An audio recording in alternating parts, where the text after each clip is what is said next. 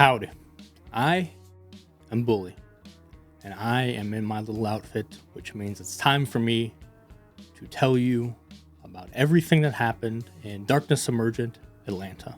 This happened back in November 2025. It's taken me this long because one, I made one of these before, and I spoke for 6 hours. So whatever, right now, look at your clock. 6 hours from now, look at that time and then think, if you started talking right now and then you didn't shut up until that time, that's what I did. Now, was it my fault? No. That much stuff actually happened for me to talk about. But I'm going to try this again, and I'm going to try to get it down to a somewhat sane level for content consumption. Also, for me to get this down to under a full rotation of the earth, I'm just going to do a straight recap. Like, I'm just going to talk about literally what happened to me in character. I'm going to have to do a whole nother video, probably talking about like my thoughts and feelings behind it, my reactions to what happened, like as a person, and also some advice. I learned a lot this time, and I would love to share some of what I learned with all of you. But if I talk about that during this, I'm going to be here for a long time, and probably already here for a long time. Also, I would love to talk about the actual event itself, like the things outside of the LARP and everything, all the social events and extra perks that come along with it. That'll have to be another thing. So spoilers right off the jump. I had an amazing time. This was hands down the best LARP I've been to so far. And specifically for the LARP part itself, like the story and what happened with my character I loved it. Each one I've been to has been a little bit better than the last, and this one just fucking skyrocketed in terms of what I got out of it. And if you want a trajectory like that, you got to get in there. You got to start LARPing. And good news for you, when this is coming out, you should be able to get tickets for Darkness Emergent Los Angeles 2026. I'm so looking forward to it because, again, Atlanta was so good, and I'm just using that momentum to make Los Angeles that much better. So if you want to get in on the action, you got to be there. It's as simple as that. You got to go. You'd be a fool not to. Not only have I gotten more comfortable and I think better as a LARPer, the events themselves have improved each time as well. So I can't wait for what the next one has in store, because this one, they've incorporated some new ideas that we'll get into, and they're going to keep them going for LA, and it's just go. If you want to experience something that you can talk about for 6 hours straight, you got to be there. It's as simple as that. Don't listen to some yapper talk about it. Get there. Talk about it. You be the yapper. Go there. Have the experience. You're going to have a good time. And don't be intimidated. This is, I'm built different. I'm going to say that right off the bat. It's not like I just talked endlessly about stuff. I truly did so much, and I got involved in so many things. I had such a rich, complex story happen. You don't have to do that. In fact, I would be shocked if anyone did half of what I did. And that's just because I, one, am built different. Two, was unmedicated that weekend. And boy, I was firing on all cylinders in a way that really worked out for me. There was no such thing as downtime for me. Every second, I was breathing, eating, consuming, plots, interactions. Things were happening, and they never stopped. That is not sustainable for a normal person. But for me, it's just another LARP, baby. Anyway, let's get it. If you couldn't tell, I had so much fucking fun. And I'm really excited to talk about it. We're going to take this day by day. I'm sitting off center on purpose, not because I'm a total idiot, because I've also waited this long because I'm going to be showing a lot of pictures that Len from Diablo Visuals was able to capture, as well as some footage I got at the event, so we could have a little show and tell as I tell you what happened. Toledo's adventure started on Thursday night during what is called Meet the Authority. This is something that certain ticket holders get access to, where it's sort of a little pre-event It is a fully roleplay event, in-character event before the main LARP nights. This is where the court or whichever important, usually these special guests that are portraying their kindred, arrive and sort of talk to a good chunk of the kindred in attendance and introduce some of the plots that will be unraveling over the weekend.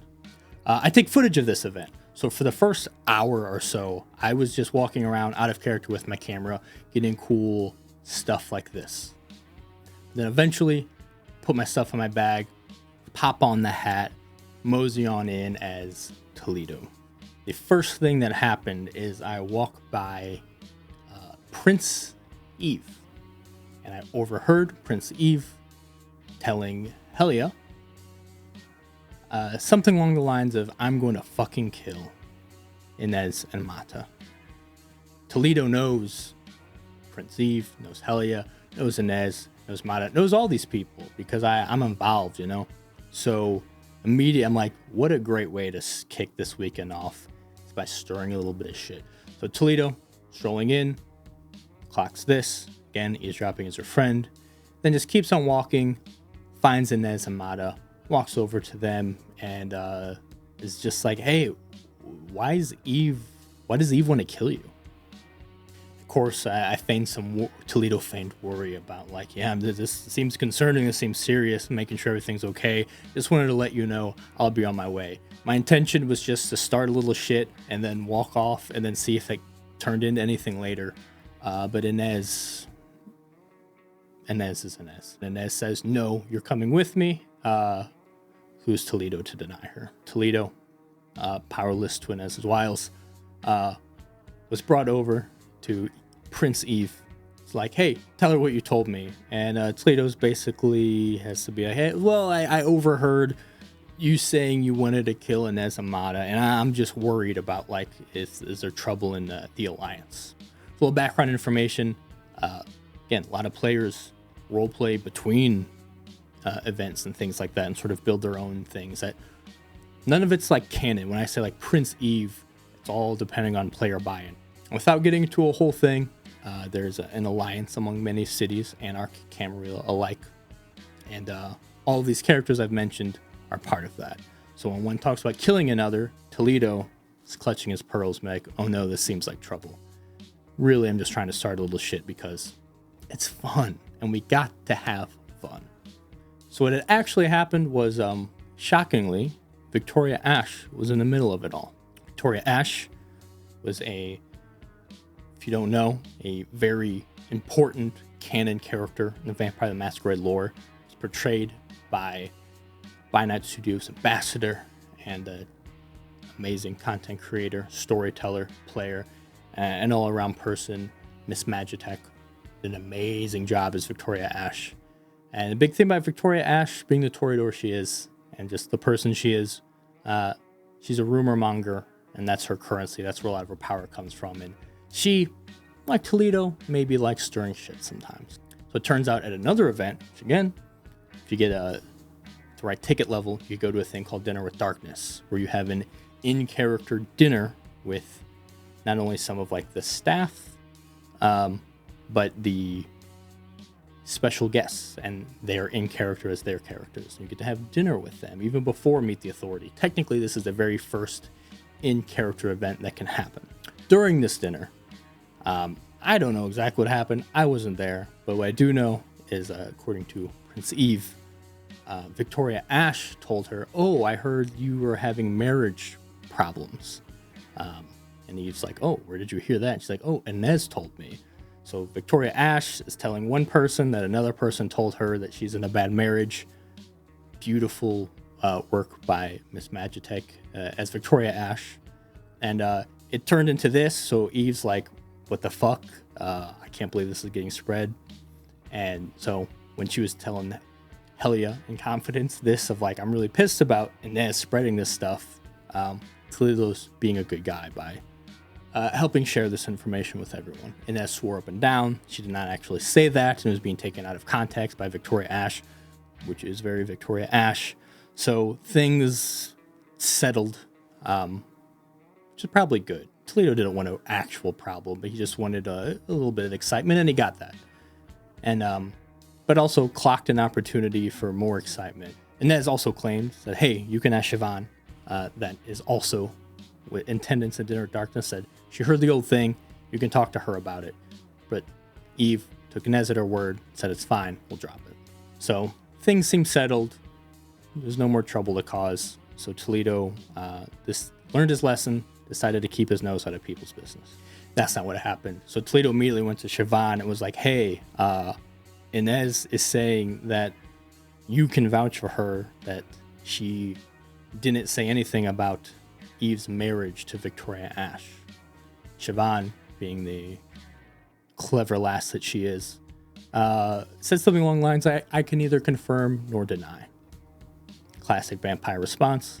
Because Toledo was like, well, someone's lying then. So either Victoria Ash lied and said Inez said this, or Inez did say it and Inez is lying and calling Victoria Ash a liar. So yeah, that's why Siobhan's like, I'm not getting involved in this. This is no thanks, which was the right answer. So now Toledo is like, okay, I've tried stirring up trouble. I've gotten other people involved. I should drop this. Or I should go to Victoria Ash and ask her about it. So that's what Toledo did. So Toledo finds Victoria Ash and was like, hey, there's some people are saying you might be a liar. She's like, I'm sorry, what? He's like, yeah, apparently there is like this, someone was talking about someone else's marriage and you talked about it and I don't know if it was actually said or not, blah, blah, blah.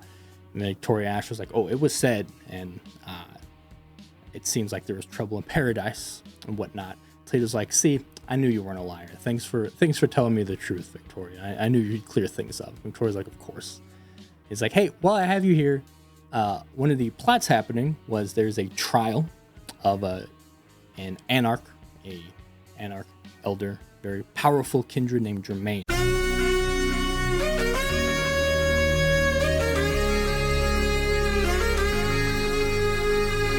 Who was on the red list.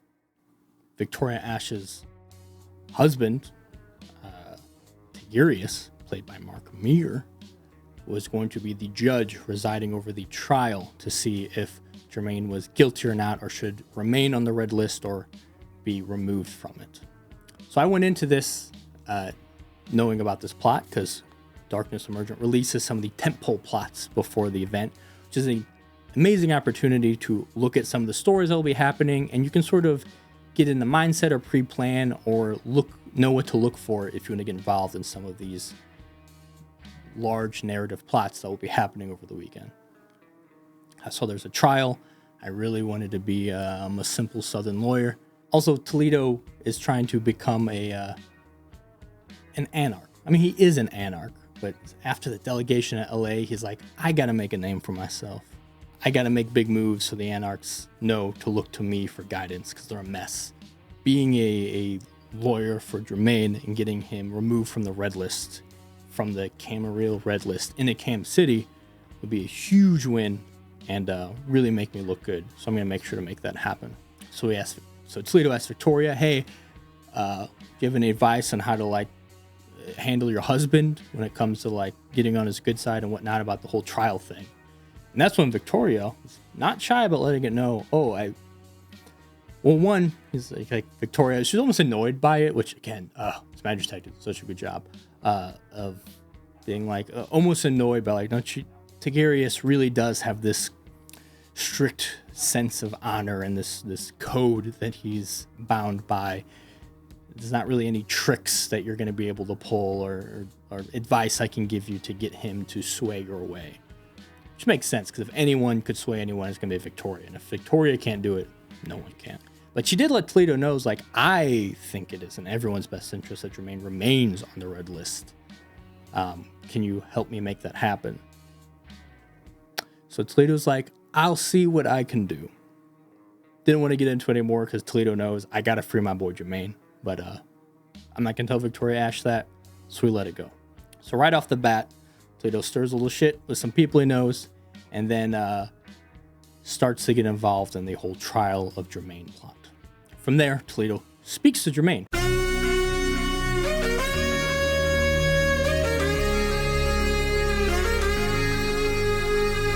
finds him, talks to him.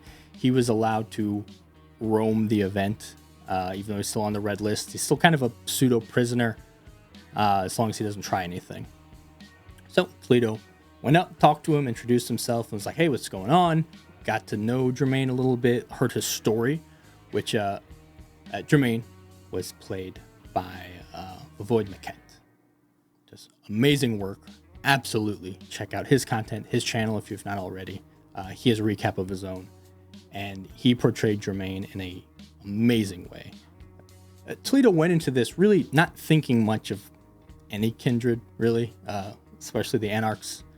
But Jermaine and his portrayal actually made it to where Toledo went from like, all right, Anarchs are a mess, I'm going to show them how it's done, I can fix this, to, oh, this is an Anarch. This is a man whose ideals and motivations are, and just sense of morality are something that are admirable. And this kindred does need to be protected. And this is no longer about my political gain. I genuinely need to make sure this trial is successful and Jermaine's removed from the red list so he isn't executed. Now, sort of a joke I had going from some of the in-character stuff on the Discord before the event was that Toledo was going to be his lawyer.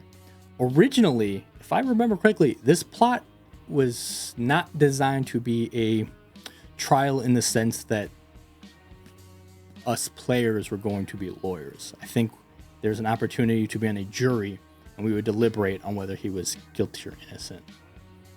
Toledo's misunderstanding as a driver of many of his plots, a slight misunderstanding of things, was that he would be a lawyer. And he's like, yeah, I got it. Trust me. And so he went to Jermaine, is like, I'm going to be your lawyer. I'm going to represent you in this trial. And I think Jermaine even said, like, I don't think that's how it works, but okay, yeah, let's talk. And I don't know, we had a good moment.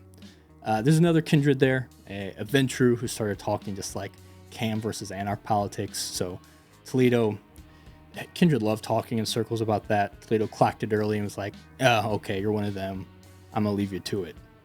Turned out later that ended up being one of the prosecuting kindred on the Cam side. So things were in full swing for this Toledo being involved in this trial plot. And then Toledo's other plot finds him. Ida.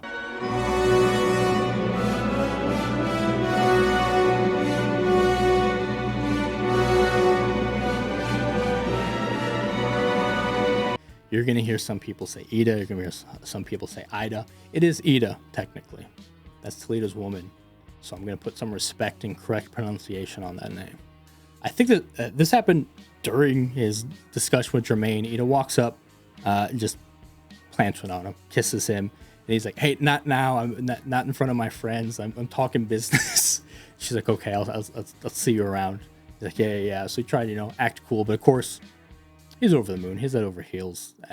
So much of his life revolves around trying to get that woman to respect and adore him the way he feels about her. I think it said something like, not in front of my client. And Ida, never that interested in what Toledo's actually up to or asking that many questions, was like, I don't know what's going on, but sure. Find me when you're done. So as soon as Toledo wrapped up his little meeting, once the Cam Venture and Jermaine started talking sect stuff, Toledo dipped. It's like, all right, we'll talk more about your trial stuff later. And he's like, I gotta go find my girl. So he goes and finds Ida. When he finds Ida is with Rowan. I will spend hours in the other video talking about how fucking talented Syrinx, who portrayed Ida, is, and Rachel Kordell, who portrayed Rowan, is. This is the beginning of a incredibly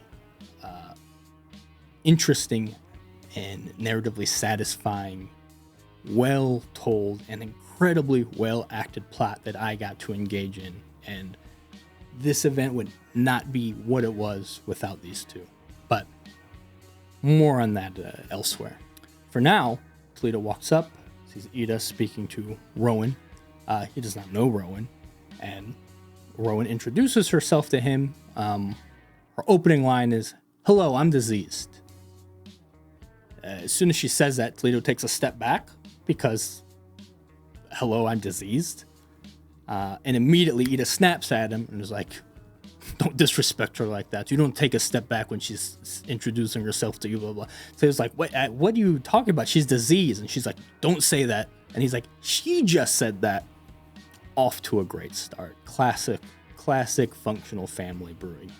So Toledo's like, "What's going on? Who is this? And who is this like to you? I didn't know you had friends, or like what's going on?" And it's like, "It's Rowan. She's with me." And Rowan did a little more introduction. But still, like, Ida was shockingly, incredibly vague on the details. And me and Syrinx had collaborated and got some broad strokes planning out of like, oh, what's happened with these two since LA? What's their dynamic like? What do they know about each other? It's very little. Well, it's very uneven, I should say. Toledo's sort of an open book. Ida knows all sorts of stuff about him, whether she paid attention or not, another story. But Ida is incredibly withholding with her information, especially personal. And they don't see each other that much. So when there's like, she has a ward, like a child now, essentially under her care, he's like, "What the fuck? I've never heard of this person. What's going on?" He's kind of fascinated, confused, but also kind of excited because Ida's kind of a heartless monster. And it's for her to have taken this sweet kindred under her wing for protection. He's like, "Oh, okay. Yeah, I'm a little upset that this is the first I'm learning about it, but you know what? I like this. This is a good look on you." But before Toledo can learn much more about their dynamic or how Rowan got involved with Ida, good old Baron Abbott came along, grabbed Toledo. Abbott is Toledo's Baron in Salt Lake City, and one of his best friends, and a dedicated hunter of the Second Inquisition. Toledo is a lover, not a fighter, but has Abbott's back no matter what. So when Abbott's like, "Hey, I just learned about some stuff about the Second Inquisition. Apparently he's trying to have a mole or gather information, or like somehow they're a threat to this event." So he was like, "Sure, say no more. You want my help, you got it." And also, in his mind, makes him look kind of good in front of Ida, because Ida doesn't think Toledo's a serious kindred. How she would get an idea like that beyond anyone. But so any opportunity Toledo has to look like a serious kindred, he will take in front of Ida. So he's like, "Oh, excuse me, I gotta go be a hero real quick. I'll catch you in a bit." So he gets a mosey off with Abbott, who gathers some others, and we go investigate some Second Inquisition. Now, while we're gathering help, Toledo's like, "Oh, I know someone," and he goes and finds Elodie. Elodie is a Malkavian who seems mostly useless, but is really fun to be around. And Toledo mostly is like, "I want someone fun to hang out with us while we go do this like serious Inquisition business." So he grabbed Elodie, who was happy to help. He said, "Hey, we learned about there's something to do with, we're going to go to like the sewers. There's some sort of drop point or something we're going to try to intercept for the Inquisition."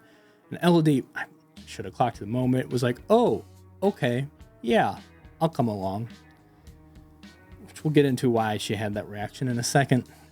So we do a sort of, these things happen where the storytellers can pull people aside for these side scenes. Most of what's happening is taking place in person in that space at that LARP. But occasionally you'll go off on a little side mission or something. Like we went to the sewers, which the storytellers didn't take us outside and make us crawl in the sewers, though that would have been sweet. That would have been disgusting. But they take us to an area where it's less crowded, and they run a scene for us that uses a little bit of theater of the mind. Some of the only times theater of the mind is going to happen. It's us, we get the Viceroy, we get Tick, and Elodie, and Toledo and Abbott together. We go in the sewers. It's all these things with like a camera and a locked door, or we think the door is locked, but we go, turns out it's unlocked, and we get in. It's one of those weird little like Boston Dynamic robot dog things, except it's got a flamethrower on it, starts blasting and burning people. Toledo manages to use a little corrosive vitae and mostly tries to like be the bait, be the distraction, get burnt so the others can do their thing. Tick grabs some information from the computer, or tried to, but all this crazy shit was happening.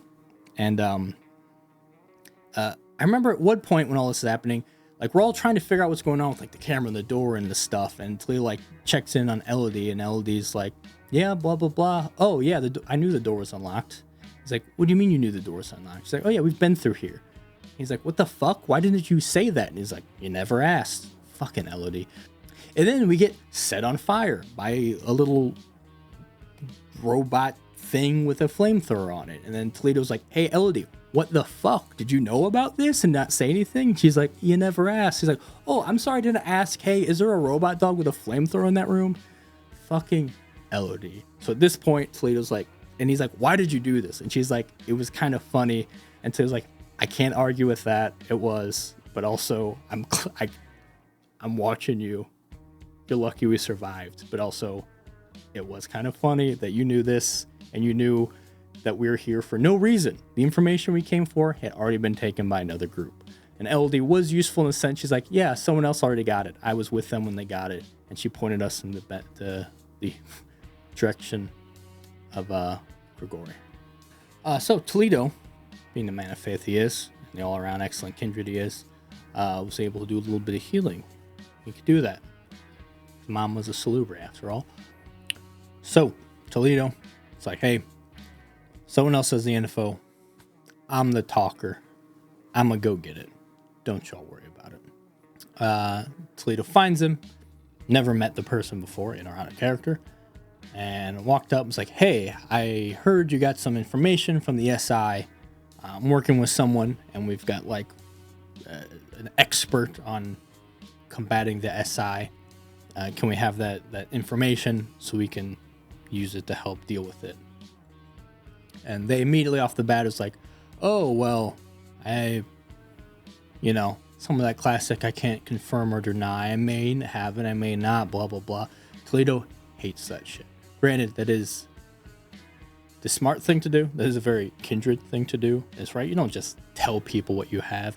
Everyone's got to keep their secrets, withhold their information. And if they reveal it, it's a bargaining chip, right? It's something to exchange for some sort of favor or power and stuff. Toledo hates that because he honestly hates kindred politics and society. So he's like, hey man, I know you have it. It's been confirmed by someone I trust. Like, this is us against the SI. Can you just share the stuff so we can get to the bottom of it? And again, is sort of trying to find an angle to use on Toledo. So Toledo, very frustrated, and also had just been set on fire and kind of already rope-a-doped by Elodie. It's like, I don't have the patience for this right now. Pops Majesty. Those who don't know, that is a incredibly powerful presence discipline, and it is not something one just does to someone. It was a major overstep on Toledo's part. Granted, Toledo has entrancement. I know I can use something more appropriate for the situation, but again, I do the wild thing of I play a flawed character who makes mistakes. Some people should try that. But anyway, he does that, which is big thing. Felix, the sheriff of Portland, Prince Eve's sheriff, was there, tries intervening, mediating a little bit, did a good job, tried his best, but unfortunately, Toledo's Toledo. Pops that. Dimitri actually is able to resist this, though some of the others around do not, and appropriately insulted by Toledo's brazenness, tries to hit Toledo with the dementation, a much more subtle way to power that's utilized by the Malkavians to unravel someone's mind. Does this to Toledo, and Toledo resists. Very rarely do I actually do chops with someone. I almost always just like let something happen. But since this was maybe the only time all weekend I actually did chops, because he did chops for majesty, so I'm like, well, I'll do chops to see if I resist your thing. And I resisted. Toledo resisted. So there's this moment, right? Toledo gets frustrated wants this information, doesn't understand this person just can't be nice and share something that's good for everyone. This person, a more politically minded, clever kindred, is not just going to give things up and is trying to play the game, and is also rightly wanting to put Toledo in his place for trying to use such a big power on him. Toledo uses majesty. Doesn't work. He uses demontation. Doesn't work. So they have this stare down for a second. And then Toledo just points at him and is like, hey, okay, you almost got, all right. I tried you, didn't work. You tried me, it didn't work. All right, I respect it. My bad, we're cool. And I love this dude. He, again, was totally justified and like really could have like been so insulted and whatnot and like really made it this huge deal, but was like, okay, like we met each other's energy at each turn, and it's usually kind of risky to get into like a conflict with someone without a little bit of collaboration. We were winging it, and I escalated, he matched my energy, and then I de-escalated, he matched my energy. Dimitri did such a good job. I was so pleasantly surprised by how this went. And then things were cool, and he's like, all right, and both of them were like, hey, I tried on you, you tried on me. We're both good in the sense that we both resisted. Let's try this again. And Toledo's like, hey, you know what? And also, like, Jenny was like, hey, you're being cool about this. I know I jumped the gun a bit. I'll give you a major boon, or I'll give you a boon. And Mata, if you remember from the Mata and Inez, was involved in that, but was associated with Inez because they're also married and bound to each other. Mata, being a much more intelligent, especially in the ways of kindred society than Toledo, was like, hey, things seemed fine. You didn't have to give him a boon, but since you can't just say you give you a boon. He's like, you need to specify, or else like it could be like something big. So he's like, oh, you're right. Take a major boon. And Demetrius like, sure, right? Which is one of the biggest boons. It's a huge deal. One of the biggest boons you give someone besides a life boon, which is sort of apparently an insane thing to give someone. More on that later. And Mata's like, okay. And so Dimitri gave him like a piece of paper with the code or whatnot so he could give to Abbott. Clocked he has a major boon from Toledo, went his way. It all played out in a really, really fun way. I really enjoyed that. And then Toledo got to have a little moment with Mata of like, oh, what's going with the boon stuff? And Mata's like, and Toledo's like, yeah, I think the boon stuff's silly. It's just whatever. He's like, what should I have done? And Mata tried coaching him a little bit. I'm like, oh, no. Like, there's the levels of boons. And like, there's trivial, minor, major. You just jump to major when like you should always try to get away with as little as you can without insulting them. And Toledo's like, well, I'm a big deal. So like a boon from me isn't trivial. It's major. And God, Mata, I remember the look on his face so well because it was such a good moment. Just looked at Toledo and went, huh, okay. And then just left because he clocked Toledo as like, oh, you're beyond my help right now, or like what I can teach you. This is a full like lesson you need and I don't have time. Just the clocking Toledo of like, you sweet child, sure. And then just like, it was chef's kiss. It was a beautiful moment. And again, all these weird, fun little improvised scenes that happened that still ultimately I took a loss, right? Now I owe someone a major boon, but also I got the information I wanted, and now he is a boon to play with. I had a fun little scene with Mata. Abbott did come in during that scene and yell at Toledo of like, stop it, blah, blah, blah.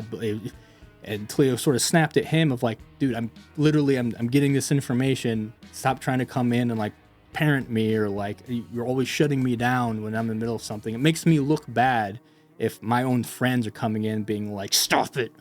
And I'm like, just fucking let me cook. And if I make a mistake, pull me aside and tell me later. But he gave Abbott the thing. He's like, here's the information you wanted. He was kind of pissy at Abbott about it. He's like, you didn't have to yell at me. Here, I got what you wanted. It all worked out, and you didn't have to yell at me for it. And left it at that.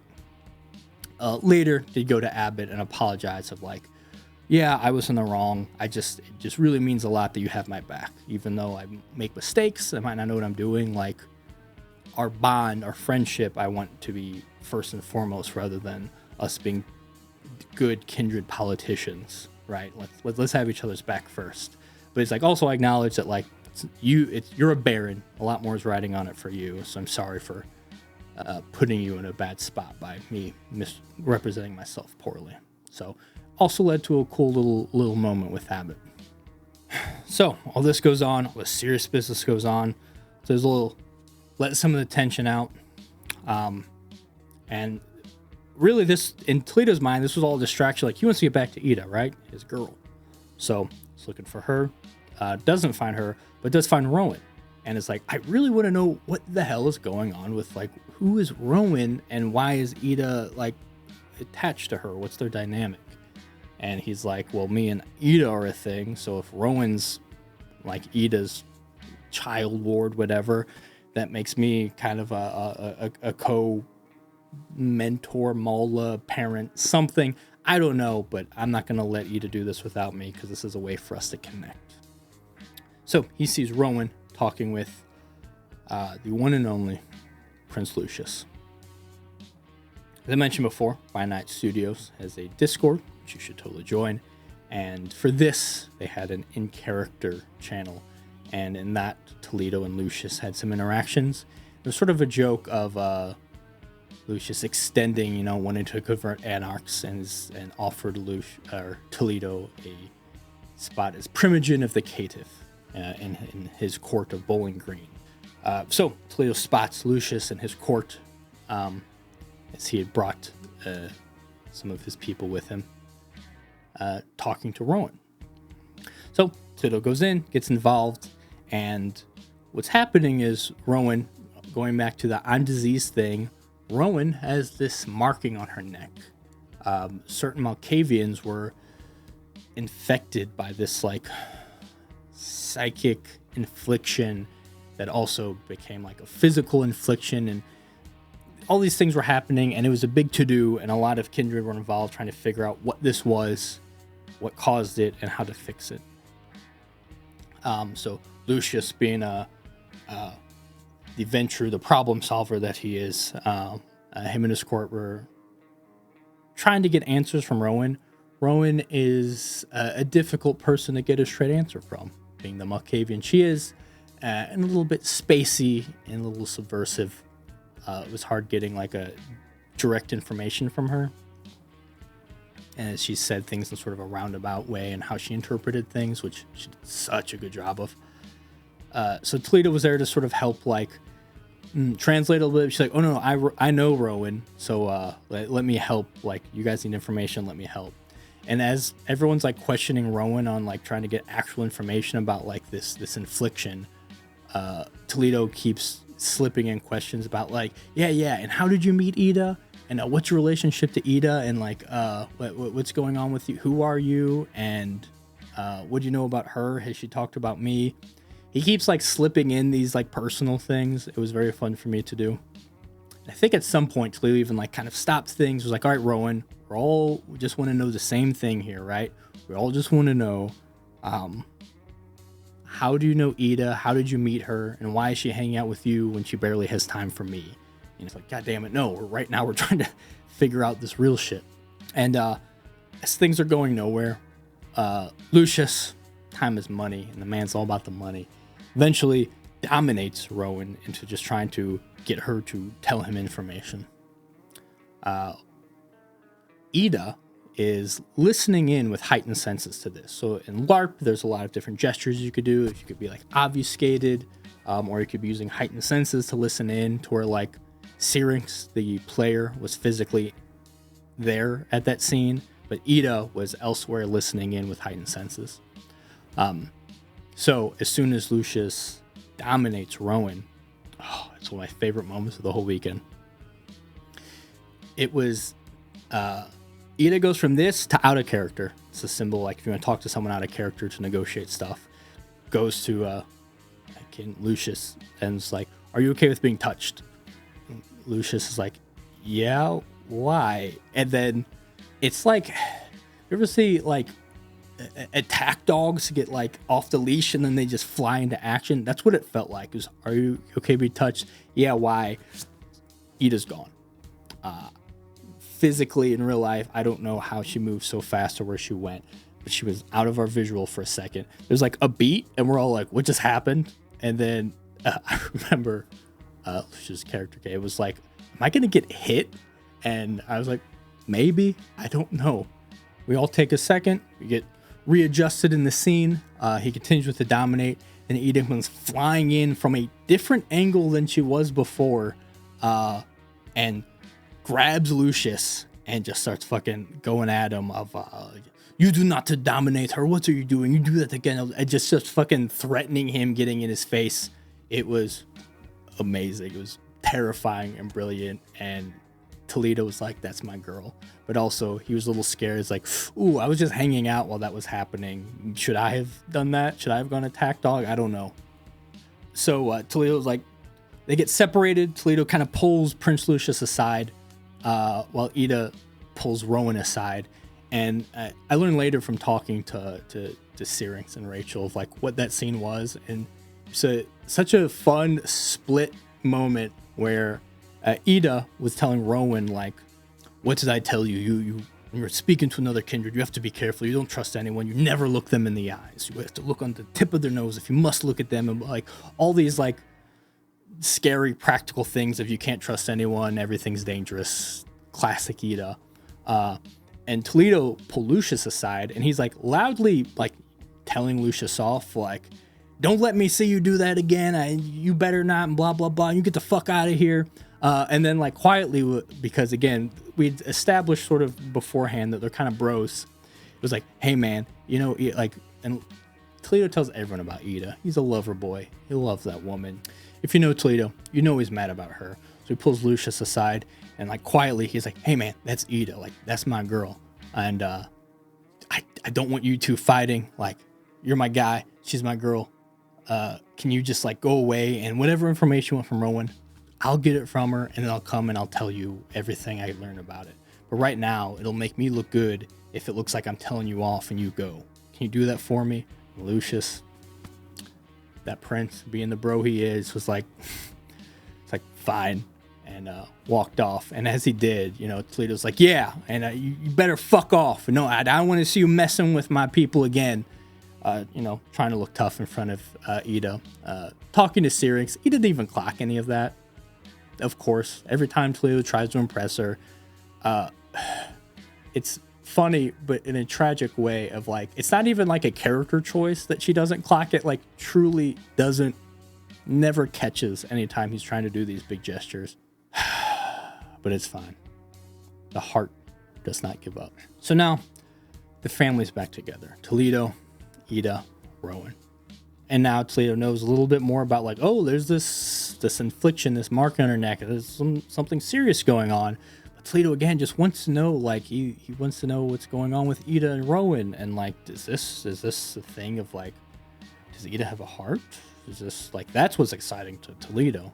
Is she looking out for another kindred just because it's the nice thing to do, which would be huge and would really big deal for Toledo, who's trying to prove to Ida that she is good, despite her insistence that she is a monster. So with a little more time, Ida reluctantly, and luckily with the help of Rowan, do share some information about how they know each other.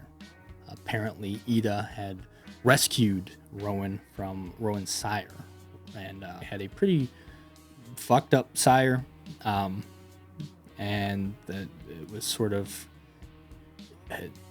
keeping Rowan captive in a way, and not letting her be part of a more general kindred society, and making forcing her to help her lure in victims for her sire to feed from and whatnot. And apparently the sire had committed enough crimes against kindred and the cam in New Orleans to be a target, and Ida had permission to destroy them, and she did. You know, Ida's just like, it was a job, she was a problem, I took care of problem, blah, blah, blah. And Toledo's like, okay, I get that, but then why did you bring Rowan along? Why is she here now? You've been hanging out with her ever since? Why? And Anita's like, well, I had an obligation I had to help her after she was all alone after this. She would not have survived. There would have been more problems, so I had to take her under my wing.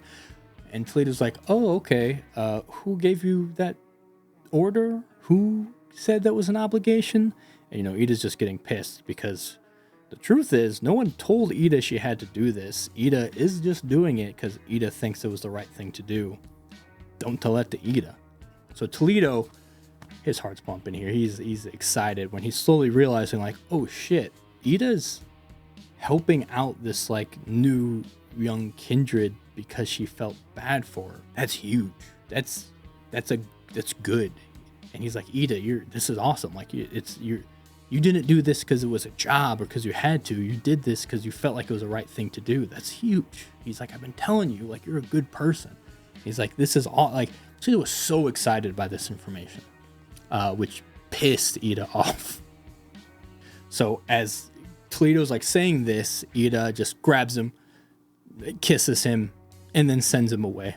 Poor Rowan probably had to witness a situation like this like so many times. It's because it's something me and Syrinx established, or Syrinx's idea of anytime Ida doesn't want to talk about something, she knows she could just kind of use that as a quick distraction to Toledo, and it works every time. Or if she wants to get Toledo to stop talking or distracted, plant one on him and send him on his way, or she goes on her way.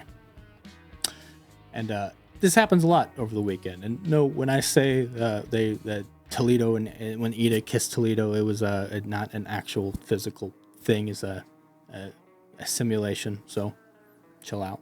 It wasn't a snog fest all weekend. So Toledo goes. He has this information. He goes to find Lucius because he said, like, he sent Lucius off and was like, hey, I'll get the information. I'll deliver it to you. So he goes to find Lucius. Lucius was talking to Prince Vera, played by Cynthia Marie, who I'm sure many of you should recognize. This was the character she played in the very first Darkness Emergent in the revival in San Antonio.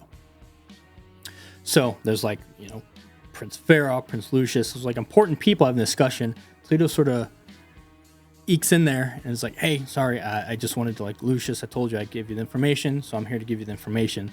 So the thing with the Malkavian condition, I was asking her about it, and then she gave me a little bit, but then I learned about, like, kind of why she was with Ida, and then it turns out Ida's a good person, and I told Ida that, but then Ida got mad, she kissed me, and now that I'm saying it out loud, I think Ida might have just done that to distract me, and I don't actually have anything useful to tell you.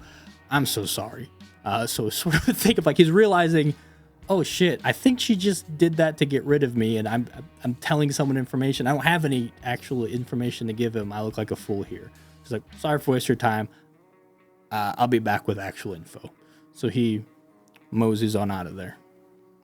So he goes and finds Ida and Rowan again, and first thing he says, like, hey, did you kiss me just to distract me?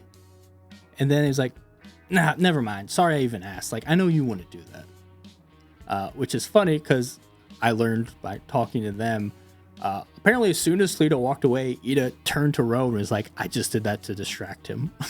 Which is hilarious because, again, all these fun parallel scenes kept happening that, like, I love LARP. These stories are beautiful, and they're fun when you talk to the people later and realize what was happening congruently.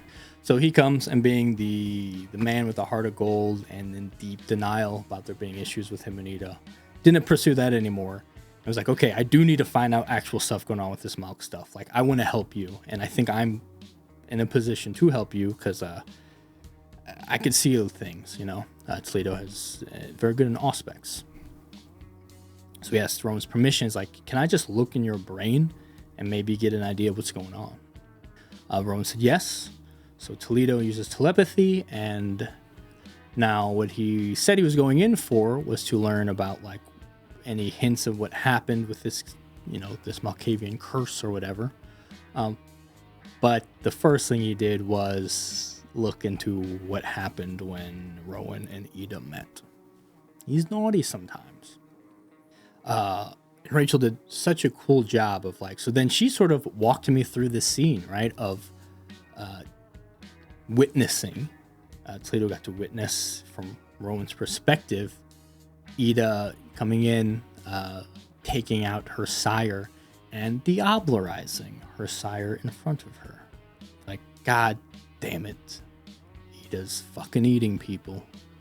And then he's like, okay, let's actually try to dive into some of the Malkavian. Like, what's going on? What's this curse? What's inflicting you? And again, Rachel did a really cool job of describing, using sort of the tattoos that she was given by the storytellers to represent the infliction.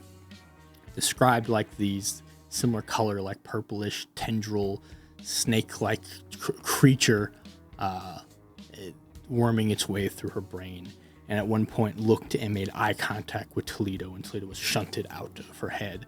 Which again, Rachel just fucking made that shit up. She, in character and out of character, didn't actually know what was happening and just kind of rolled with it in her interpretation. And it was so, she did an amazing job. It's really cool. Toledo got freaked the fuck out. And asked some follow-up questions, did get some actual information about what caused this, maybe, or at least how it feels. Toledo learned that whatever this entity is hungry. It's sympathetic to Malkavians, but also sort of covets them in a potentially dangerous way. Also, that it seems to only be something connected to Malkavians, and it is not something infectious that can spread to other kindred, or all good things to know. And Toledo starts taking this seriously. Toledo does generally, like, a big thing of his is like he wants to help people because it's just the right thing to do, right? Not for political gain or for favors. So seeing like, oh shit, something scary is going on with Rowan. Rowan seems like a good person, and this is important to Ida. Like, Toledo gets invested and is taking this seriously and is trying to help. And in this moment, so subtle. Again, Ida, even though Toledo's all about like, you know, publicly showing his adoration of Ida, is very withholding of hers. Just a little moment between the two of them, I think, was during this scene that he's trying to help Rowan and talking to her and stuff, that she just like suddenly puts a hand on his back, just sort of a reassuring, a little intimate moment that Toledo immediately clocks as like, okay, this is me and Ida both on the same page, both doing what we can in our powers to fix this problem. This feels good. Scary that I still know what's happening. This seems terrifying, but this feels right, and we together, I think, can figure this out and save our daughter. And then at some point, don't remember why, but Ida got pulled away. So then it was just Rowan and Toledo left to speak for a little bit. Rowan had tarot cards that she used to great effect the entire event. Toledo asked Rowan to do a reading about him and Ida, of course. Rowan did the reading, and it wasn't good. And then Toledo's like, okay, stop this. We shouldn't continue this reading. It won't work because it has to pick up on our energy together. It can't sense the love, that the sparks between us, because Ida's not here right now. So do this again when I have Ida. Again, boy's in denial, so shuts it down as soon as it doesn't look good. And then Rowan, just so good at this all weekend, just having these little fucking surgical precision strike questions that normally if someone were to confront Toledo like this or something like that, Toledo is not into it. But Rowan always did it in such an unsettling or unsuspecting way. And there's a casualness, there's a kindness about it that kept Toledo, that was really effective against Toledo, and also kept him from just shutting down to her advice. I just remember Rowan's like reshuffling cards. She's like, why'd you let her walk all over you? And Toledo's like, excuse me? What? No, I could see that from you're young, from your perspective, it might seem like she's walking all over me, but really it's complicated. We're in love. It's just hard. That's what you're seeing. She's not walking all over me. I just trust her completely, and it's our dynamic. It's actually really healthy and good. And you know what? I actually gotta go do important stuff right now. So to go, he has real information about the Malkavian thing, so he goes and delivers it to Lucian. And I think right around this is when the night Meet the Authority ended. From there, we had Club Serafin. Club Serafin is an after-hours social event. This one is, there's an in-character option. You don't have to be in character for it, but LARPers are going to LARP, and almost all of us were. They sort of had their own little quests to do and information to gather and little mini games that include like getting Serafin coins or getting bids to get certain like actual items and stuff like that. It was really cool. Toledo did not participate in it because in the thick of his romance plot, but it did collect some tickets, which he gave to Elodie because Elodie asked, and he's a good friend. And this is a different location. So we all go to Club Serafin, which is a bar that operates as a club for this. Really great music, dancers, all that stuff. The vibe was immaculate.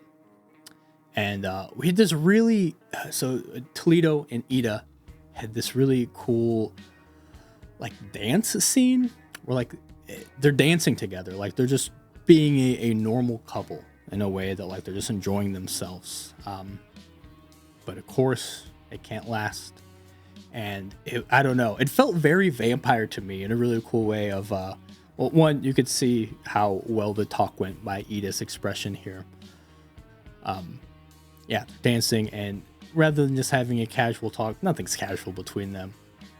Toledo is really feeling good because, again, he thinks he is sitting on this revelation, this evidence that Ida is wanting to help Rowan and do good in the world, and a big point of contention in their relationship.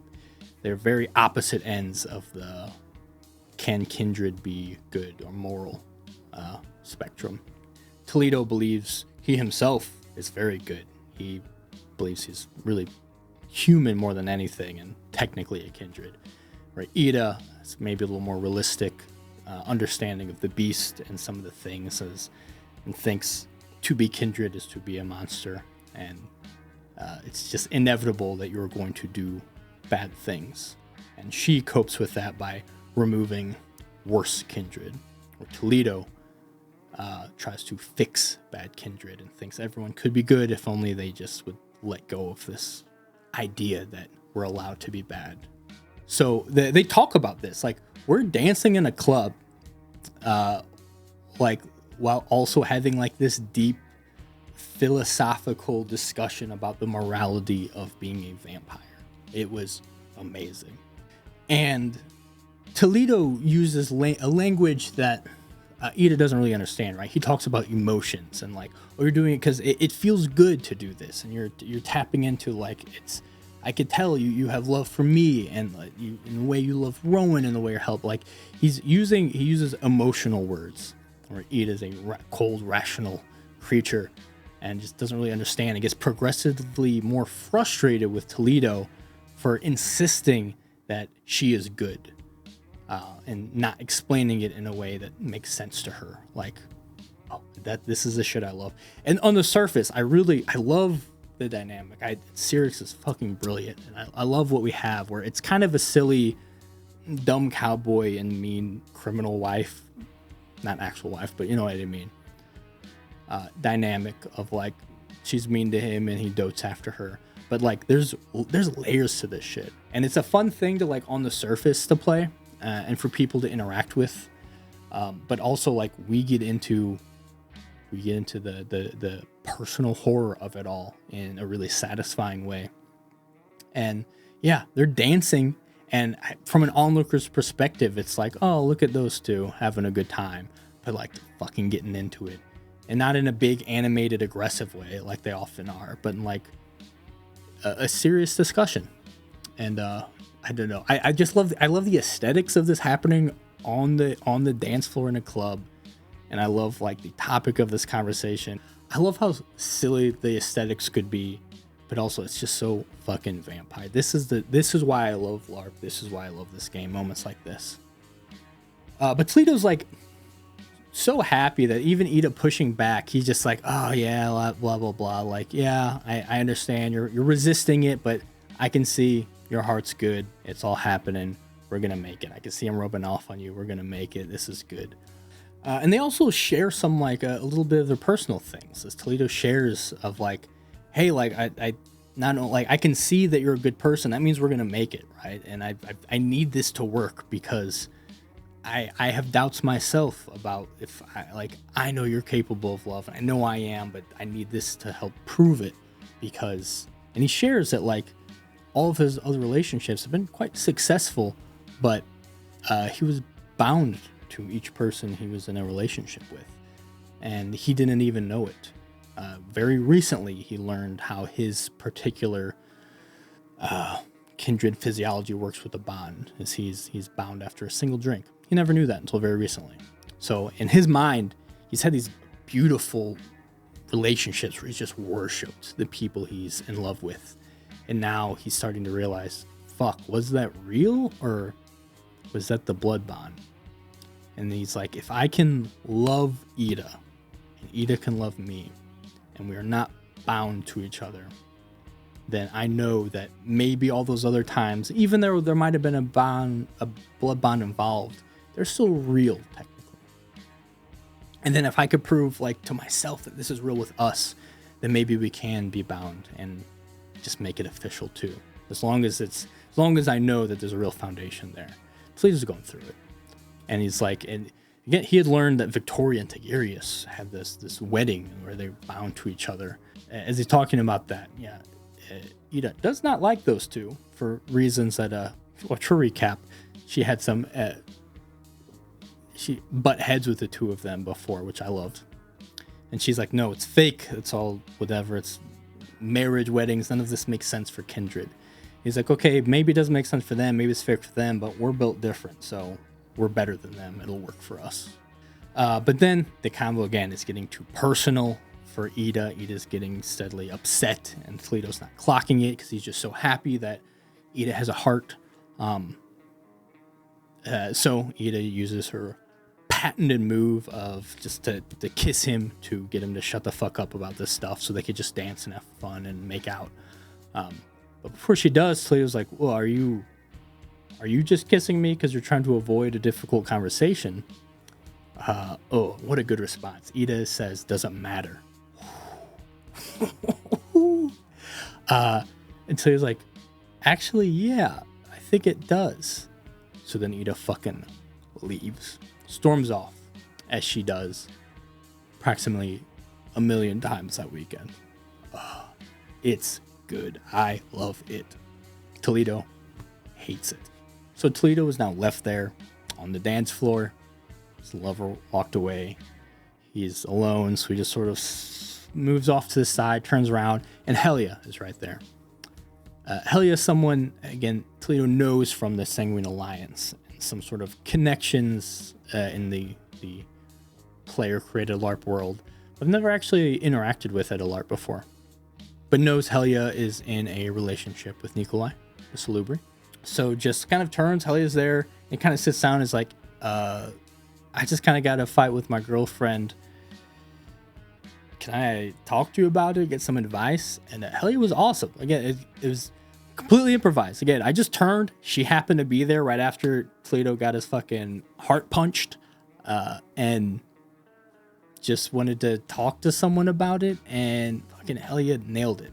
Gave him very good advice, was patient, understanding with him, and just sort of talked to him about just being a better listener. And rather than putting all this stuff on Ida, maybe let Ida come to him with some things or match her at her pace a little bit.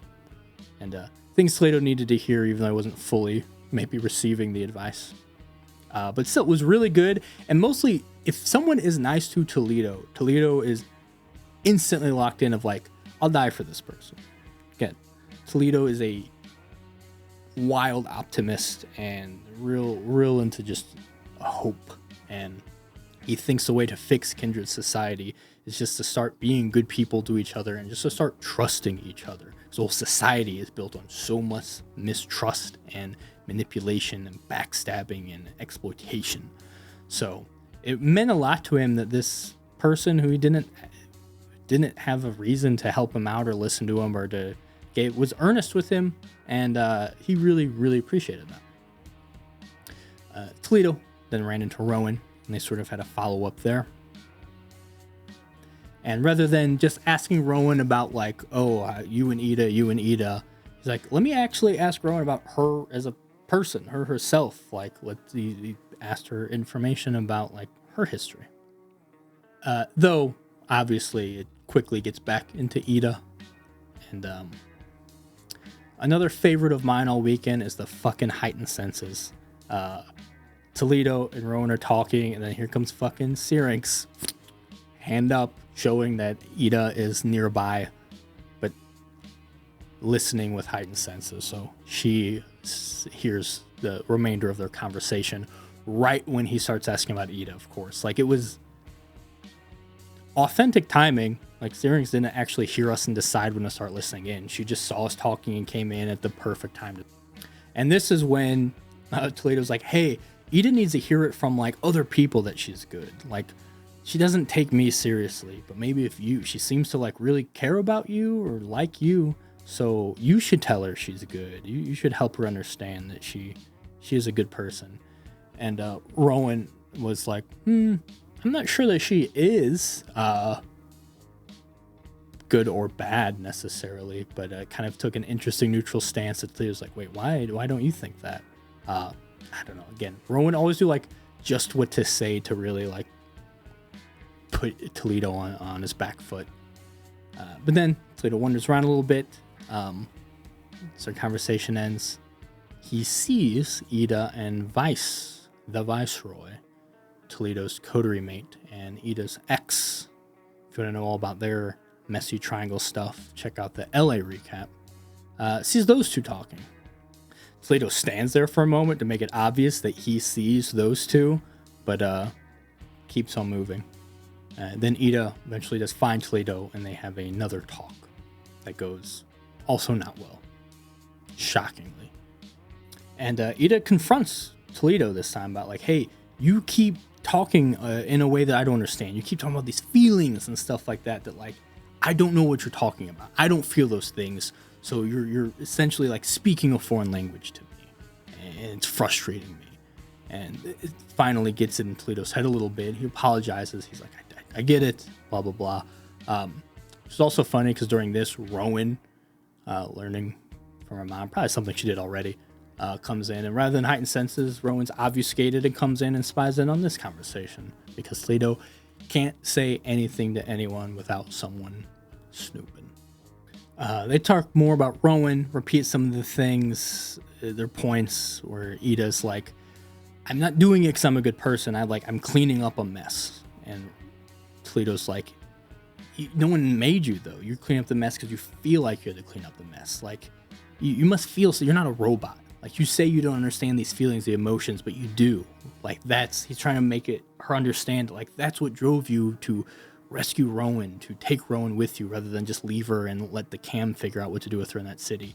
Because like she thinks it was just like the rational, but I was like, it was emotional when you really get down to it. Of course, they just don't see eye to eye, as they shouldn't. It's so different. Ida points that out. It's just like, we're just different. We're just so different. Plato's like, and that's what makes us work. That's what makes us work. We're different. We complete each other. Some hokey bullshit. She obviously doesn't like that. And earlier during his conversation with Rowan, he was like, oh, what do you know about me? And Rowan's like, I've never heard of you. Once we met you, Ida said I should trust you, but that was it. She's like, she never talked about you before.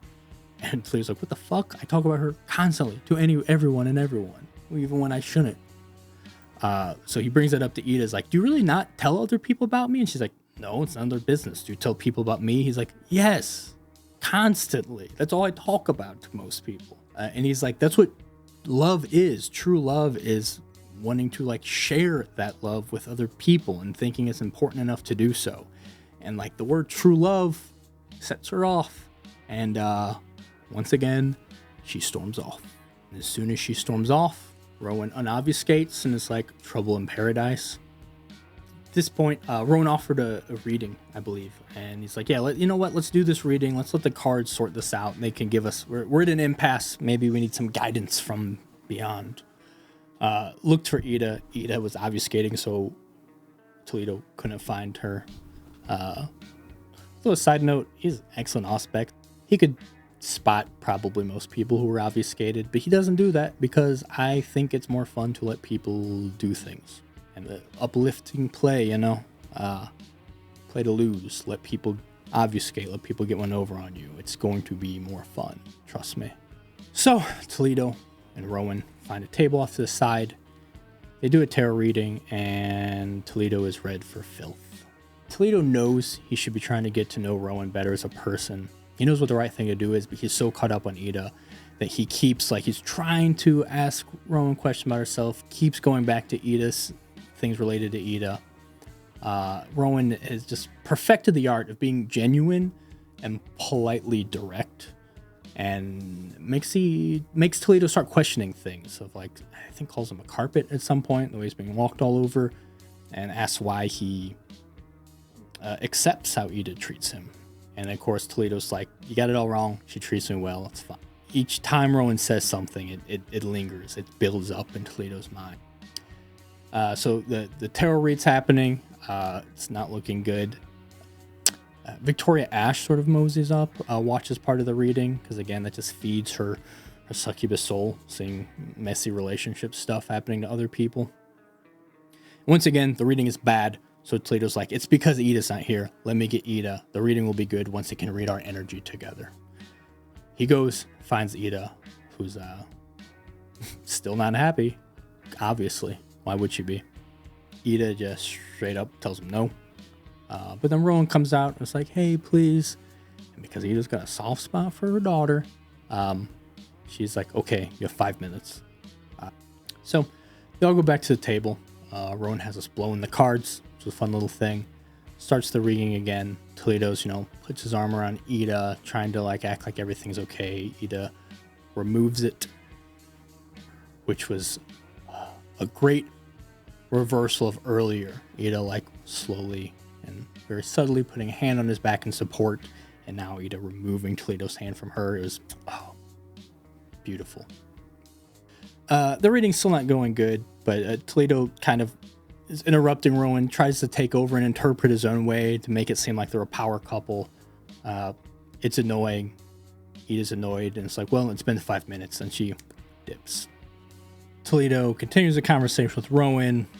Stuff happens. But eventually, they part ways again. And Toledo spots this. Ida and Raphael talking. Out of character. I know a person who portrays Raphael is trouble.